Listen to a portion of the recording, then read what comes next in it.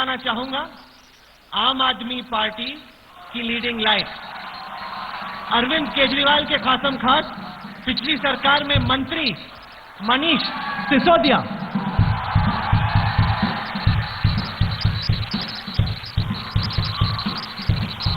अब मैं आपकी मुलाकात कराता हूं कांग्रेस की पिछली सरकार के बहुत ही वरिष्ठ मंत्री, कांग्रेस के दिल्ली के बहुत ही सीनियर लीडर हारून यूसुफ से। स्वागत है।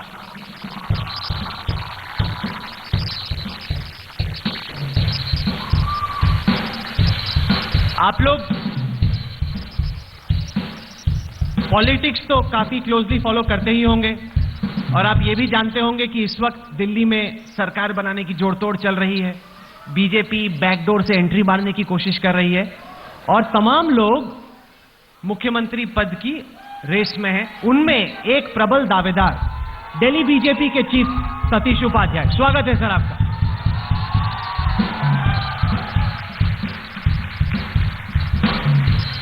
जोर से ताली बजा लीजिए, हो सकता है अगले हफ्ते तक आपके सीएम बन जाए।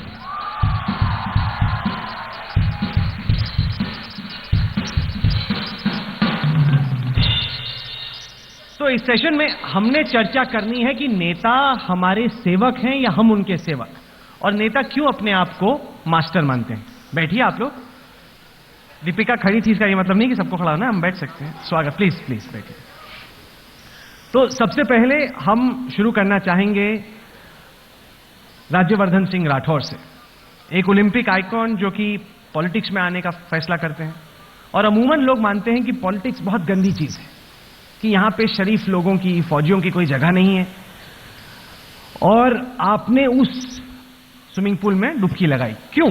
क्या आपको लगता है कि वाकई में आपको लाल बत्ती का आकर्षण था, मंत्री बनने का शौक था, या आपको लगता है कि पॉलिटिक्स में वाकई रहते हुए जनता की सेवा कर सकते? सबसे पहले तो a very very big hello to all of you. You guys have amazing energy. कुछ साल पहले एक सर्वे आया था इंडिया टुडे की मैगजीन के अंदर। उसमें सवाल था कि सबसे रेस्पेक्टेड इंस्टीट्यूशन कौन सा है, और उसका जवाब था फौज, भारतीय सेना। उसी सर्वे के अंदर एक सवाल यह भी था कि सबसे डिसरेस्पेक्टफुल या किसकी आप इज्जत नहीं करते वो कौन सा इंस्टीट्यूशन है, उसका था पॉलिटिक्स। मैं सबसे रेस्पेक्टेड इंस्टीट्यूशन से पॉलिटिक्स में आया। उसका कारण, खास कारण यह है, अभी एक कली जी ने एक स्लाइड जो दिखाई थी यहां पर, उसमें था कि आप में सर्वे में आपसे पूछा गया परिवार, प्यार, लव, जॉब, लेकिन सबसे कम था पॉलिटिक्स। अगर उसके अंदर पॉलिटिक्स ना लिखते, उसके अंदर राष्ट्र लिखते, नेशन लिखते, तो मुझे यकीन है उसके अंदर सबसे ज्यादा प्यार आप नेशन को करते हैं। तो मैं पॉलिटिक्स में नहीं आया हूं, मैं नेशन बिल्डिंग के लिए यहां पर आया हूं। मैं नेशन बिल्डिंग के लिए आया हूं। हारून यूसुफ जी, आपसे पूछना चाहेंगे कि अरविंद केजरीवाल की पार्टी ने कुछ हद तक चेंज करने की कोशिश की, कहा कि हम सेवक हैं, हम मंत्री नहीं, हम सीएम नहीं।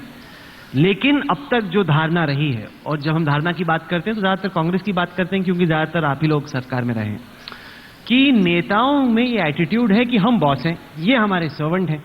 अब क्या आपको लगता है कि वाकई में 60-70 साल में ऐसा ही हुआ कि जनता ने ये मान लिया कि आप लोग बॉस हैं, वो उनके सर्वेंट्स? देखिए, मैं समझता हूं कि अगर कोई अपने जहन में ये गलतफहमी रखता है तो ये उसकी भूल है। और ख़ास तौर से जो पीढ़ी हमारे सामने बैठी है आज की, जिसको अभी जैसे राठौर जी ने कहा कि कुल 4-5% लोग पॉलिटिक्स में आना चाहते हैं, मैं समझता हूं कि अगर आप सब लोग पॉलिटिक्स में आ जाएंगे तो ऐसे तमाम लोग जो अपनी ड्यूटीज या अपनी जिम्मेदारियां निभा नहीं पा रहे, वो छोड़कर भाग जाएंगे। तो इसलिए बजाय पॉलिटिक्स के हटने से, क्योंकि आज देश के अंदर एक ही रास्ता है डेमोक्रेसी का, या तो पार्लियामेंट के थ्रू है या असेंबलीज के थ्रू है, और उसका इतना बुरा इंप्रेशन होना, मैं समझता हूं कि ये जो नई नस्ल है हमारी, न्यू जनरेशन है, they will definitely change that. And I think आज भी अगर कोई गलतफहमी में ये सोचता है कि वो मास्टर है और पॉलिटिक्स में है, तो ये उसकी भूल हो सकती है, या उसका मैं समझता हूं कि वो समझ नहीं पाया अपनी जिम्मेदारी। मनीष, आपको लगता है कि ये जो सोच है कि जनता सेवक है अपने नेताओं की, वो सोच बदली है आपके हिसाब से, बदल रही है, या आपको लगता है कि जहां पे हम थे 2-3 साल पहले आज भी वहीं पे खड़े? नहीं, काफी कुछ चेंज हुआ है। और मैं अभी छोटा सा आपको एग्जांपल देना चाहूंगा। अभी जब मैं आ रहा था यहाँ आपके प्रोग्राम के लिए, तो गाड़ी जिसमें मैं आ रहा था वो रेड लाइट पर जेब्रा क्रॉसिंग पे आके खड़ी हो गई। माने उसने अगला व्हील जो है जेब्रा क्रॉसिंग पे आ गया वो, और मैंने टोपी लगा रखी थी, जो बाजू वाले कार वाला था उसने तुरंत पहचाना और उसने नॉक करके कहा, साहब आप तो आम आदमी हो, जेब्रा क्रॉसिंग पे क्यों खड़े हुए हो? ये बहुत अच्छी चीज है। और अगर देश में एक, अब मैं ये भी बता दूं कि वो गाड़ी आप लोगों की तरफ से आई थी, वो मैं नहीं चला रहा था गाड़ी, बट एनीवे, अगर रास्ते चलते पॉलिटिशियन को एक आम आदमी रास्ते चलते इस तरह से टोकने लगे, मुझे लगता है बहुत बड़ा चेंज आ रहा है। पर बहुत सारे सिंबल्स हैं। ये हिम्मत पिछले 2.5 साल में, मैं क्रेडिट नहीं लेना चाहता, लेकिन एक बड़ा मूवमेंट देश में चले हैं, वो चाहे निर्भया का हो, एंटी करप्शन मूवमेंट हो, इन सबसे लोगों में आई है कि नेताओं की आंखों में आंख डाल के कह सको कि तुम हमारे सेवक हो, विद ड्यू रेस्पेक्ट। किसी का अपमान, खुद भी अपमानित होने की जरूरत नहीं है, दूसरे को भी नहीं है, लेकिन विद ड्यू रेस्पेक्ट उसको कह सकें कि आप हमारे सेवक हैं, आपको हम चुन के भेजते हैं, आप जिस गाड़ी में बैठ के जा रहे हैं वो भी हमारे टैक्स के पैसे से जा रही है, यू प्लीज बिहेव योरसेल्फ। एक बात। दूसरी चीज, मैं पूरे देश में देखता हूं और आप सारे लोग भी देखते होंगे, बोर्ड्स लगे रहते हैं, फलां के अथक प्रयास से फलाना काम कराया जा रहा है, पूरे देश में लगे रहते हैं। एक सड़क भी खुदेगी, छोटी सी एक नाली भी बनेगी, तो लिखेगा फलाने एमएलए के अथक प्रयास से ये नाली बनवाई जा रही है। मुझे कई बार लगता है कि वो नेताजी तो थक गए होंगे, उन्हें आराम दे देना चाहिए। मैंने उसको चेंज किया, अपनी विधानसभा में हमने उसका बोर्ड का ट्रेंड चेंज किया। मैंने लिखना शुरू किया है कि आपके पैसे से, आपके सेवकों द्वारा, आपके इंजीनियर्स की मेहनत से और आपकी मजदूरों की मेहनत से ये काम कराया जा रहा है। उससे वो लोगों में सेंस ऑफ बिलोंगिंग आती है। पहले लगता है कोई नेता है, एमएलए के फंड से करा रहा होगा, सरकार के फंड से करा रहा होगा। अरे सरकार का और एमएलए का फंड कहां से आता है? इन्हीं लोगों से आता है, हम सब से ही आता है। जब हम चॉकलेट तक खरीदते हैं, एक छोटी सी टॉफी भी मार्केट से खरीदते हैं, वहां से टैक्स का पैसा आता है, उससे वो लाल बत्ती में पेट्रोल डलता है। तो ये सेंस ऑफ बिलोंगिंग देश के हर आदमी में लाने की जरूरत है, और वो मुझे लगता है कुछ तो सिंबल्स तोड़ने की जरूरत है। आपको याद होगा, आम आदमी पार्टी जब सरकार में आई थी दिल्ली में, सबसे पहला ऑर्डर हम लोगों ने पास किया था कि कोई मंत्री लाल बत्ती की गाड़ी में बैठ के नहीं चलेगा।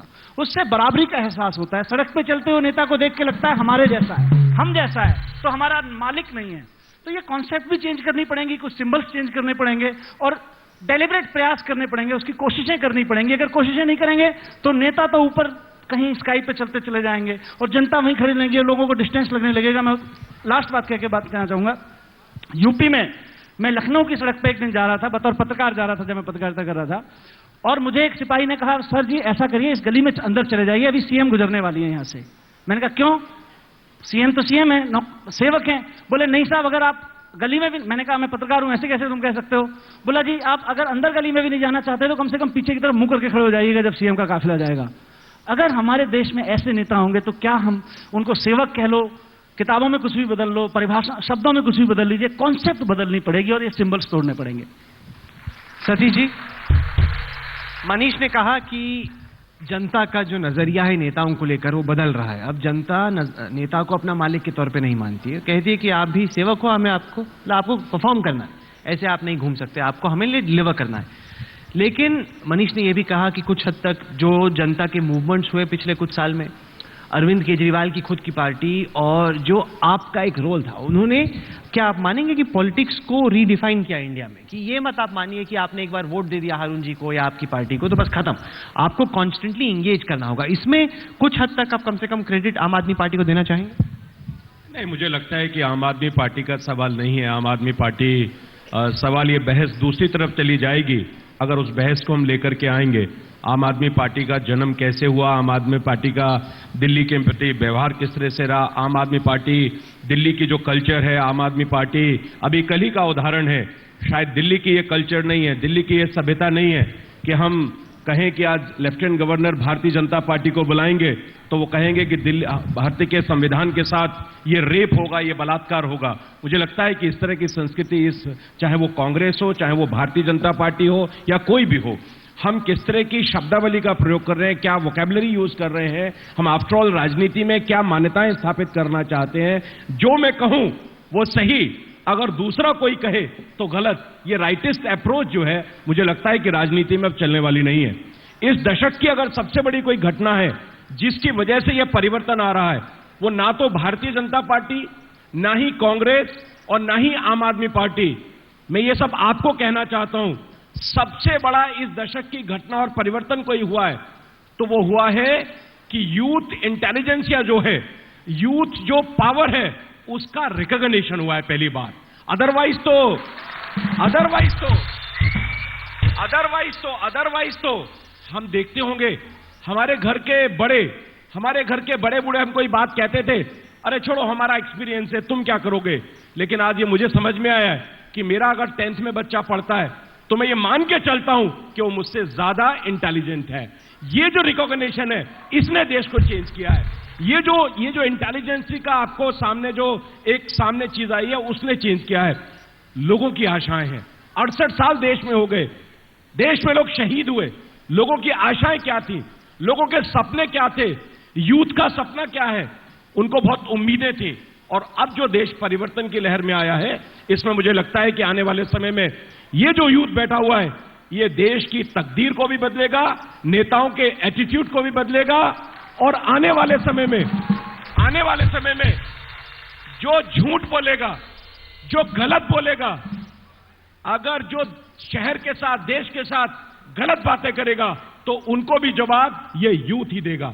मोदी जी जब से प्रधानमंत्री बने हैं, उन्होंने अपना कमिटमेंट, उन्होंने काम करने की कल्चर, उन्होंने काम करने के घंटे, उन्होंने काम करने की शैली इस देश के यूथ के साथ, देश के बच्चों के साथ, देश की महिलाओं के साथ, इन सब लोगों के साथ अपने आप को कनेक्ट किया है। कभी देश के प्रधानमंत्री को रोका नहीं गया, उन्होंने कोशिश नहीं की कभी किसी ने।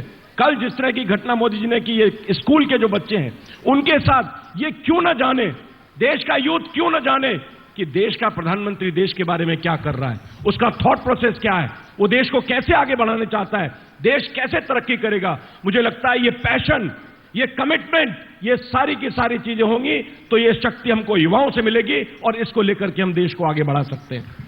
हाल के दिनों में दो नेताओं को लेकर जनता में खूब आस बनी मनीष। एक प्रधानमंत्री नरेंद्र मोदी, जो सुबह से लेके रात तक मेहनत कर रहे हैं, अपने आप को प्रधान सेवक बताते हैं और काम भी कर रहे हैं, और जनता बाय एंड लार्ज उनके काम से खुश भी है। दूसरा अगर कोई शख्स है जिसको लेकर उम्मीद बनी तो थे अरविंद केजरीवाल। और अरविंद केजरीवाल, आपकी पार्टी को जनता ने मौका भी दिया, लेकिन आप मौका छोड़ के भाग गए और जनता को लगा कि गलती कर दी हमने, कि ये इनएक्सपीरियंस्ड आदमी को हमने दे दिया मौका, कि मोदी जैसा कोई हो जो सीएम रहा हो, नीचे से उठ के आया हो, उसको मौका देना ठीक है, किसी नई पार्टी को एकाएक मौका दे दो तो इससे हम लोगों को नुकसान ही होता है और लोगों की कई सारी जो उम्मीदें आपको लेकर बंधी थी वो आहिस्ता आहिस्ता टूटी। क्या आपको लगता है कि बहुत जल्दी आपको बहुत कुछ मिल गया इतनी उम्मीदें बनाकर, और अगर आहिस्ता आहिस्ता मिलता तो शायद आप लोग बेहतर करते, ज्यादा अच्छा कर पाते? अगर यही सच है तो फिर तो सतीश उपाध्याय जी की पार्टी को चाहिए कि चुनाव करा देने चाहिए दिल्ली में। अगर आम आदमी पार्टी, अरविंद केजरीवाल, इन सब को लेकर सारी उम्मीदें खत्म हैं तो इनको चाहिए कि सबसे बढ़िया मौका है, चुनाव करा देने चाहिए। लेकिन फिर चुनाव से भाग क्यों रहे, चुनाव से डर क्यों रहे, हिम्मत क्यों नहीं दिखा रहे कि दिल्ली में 200, पूरे देश में 282 सीटें जिस पार्टी को मिली, आज वो हिम्मत नहीं जुटा पा रही है कि दिल्ली में चुनावों का सामना कर ले। उसके पास में बहुमत नहीं है और सारा देश जानता है, ये सब स्कूल के बच्चे हैं बैठे हुए हैं, ये भी जानते हैं कि 29 और 34 में कितना अंतर होता है, तो ये सब जानते हैं। बच्चा भी जिस डिफरेंस को जानता है वो इनको भी समझ में आ रहा होगा कि साहब बहुमत नहीं है तो चुनाव करा लें, लेकिन चुनाव नहीं कराएंगे तो खैर। मैं लेकिन उस पर आता हूं, देखिए आप प्रधानमंत्री को, किसी भी मुख्यमंत्री को शब्द कुछ भी रख लीजिए, सेवक कर दीजिए, नौकर रख दीजिए, सर्वेंट कर दीजिए, अंग्रेजी में आप उसको पब्लिक सर्वेंट कहते हैं, हिंदी में कभी हम नौकर नहीं कहते या सेवक नहीं कहते, वहां मंत्री कहते हैं, जिला अधिकारी कहते हैं। कॉन्सेप्ट चेंज करनी पड़ेंगी, जो मैंने पहले भी कहा। दो चीजें हैं, एक तो बेसिक कॉन्सेप्ट, उसको आपने मालिक बना के बिठाया हुआ है। आपने एमएलए को 4 करोड़ रुपए दे दिए और 5 साल के लिए उसको राजा बना दिया। बस 5 साल में एक बार तो वो चुनेगा और अगले 5 साल उसके पीछे घूमेगा, सर जी बेटे का एडमिशन नहीं हो रहा, एडमिशन करा दो, चिट्ठी लिख दो। सर जी वो गली टूट गई, 4 करोड़ रुपए से कुछ खर्च कर दो। सर जी वो हॉस्पिटल में, पिताजी बीमार हो गए, हॉस्पिटल में एडमिशन नहीं मिलता, हॉस्पिटल में एडमिशन करा दो। सारे के सारे सिस्टम कॉलेज पड़े हुए हैं, आपको आज डेंगू हो जाए, अभी डेंगू चल रहा है, लोगों को हॉस्पिटल में बेड नहीं मिल रहे, और एमएलएज की चिट्ठी, एमपीज की चिट्ठी, ये सब लिखवानी पड़ रही है लोगों से। तो पहले तो ये कॉन्सेप्ट खत्म करनी पड़ेगी। किसी हॉस्पिटल में अगर किसी पेशेंट को जगह मिल सकती है तो फिर एमएलए की चिट्ठी से क्यों मिलती है, अगर बिना उसके नहीं मिल रही? एमएलए की चिट्ठी पे भी नहीं मिलनी चाहिए फिर।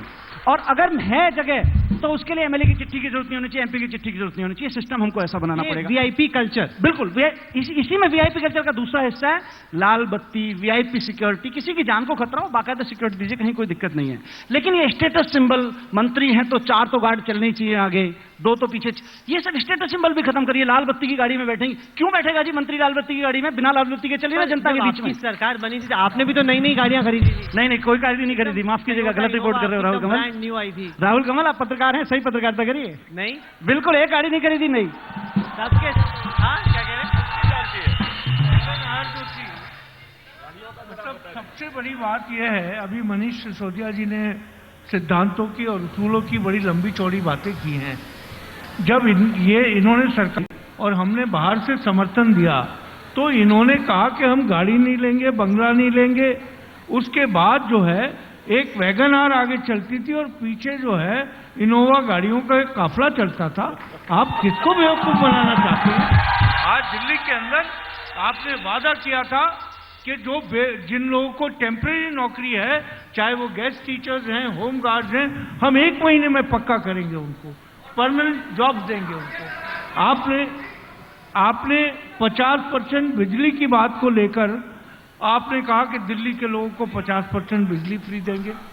आपने कहा कि झुग्गियों में जो लोग रहते हैं उनको पक्के मकान देंगे।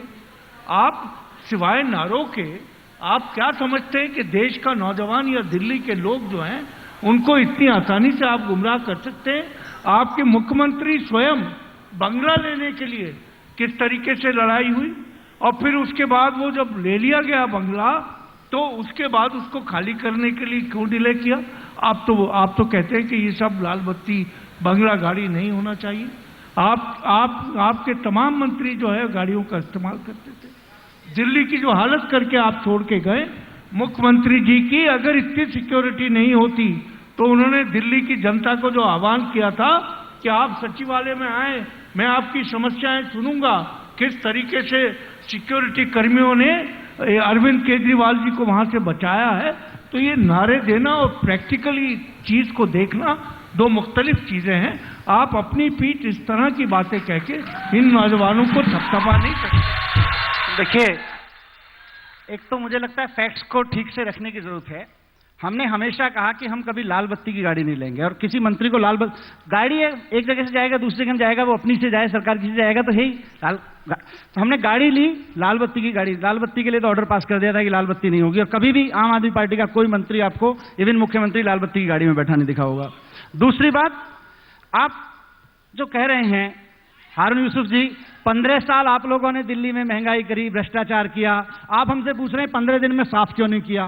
सर जी, 49 दिन में हिंदुस्तान की सबसे पहली ऐसी सरकार है, और आज भी चुनौती देते हैं आप। राहुल कमल, दिल्ली में जाके हमारा विरोधी भी जो होगा, सामान्य आदमी जाके पूछिए उससे, वो कहेगा साहब एक बात तो है, 49 दिनों में रिश्वतखोरी तो बंद हो गई थी, 49 दिनों में पुलिस तो हमारे अंडर में भी नहीं आती थी, उसके बावजूद लोग कहते हुए मिलेंगे साहब दिल्ली पुलिस ने रिश्वत लेनी बंद कर दी थी, साहब नगर निगम ने रिश्वत लेनी बंद कर दी थी, साहब अस्पतालों में, स्कूलों में भी हालत सुधरने लगे थे।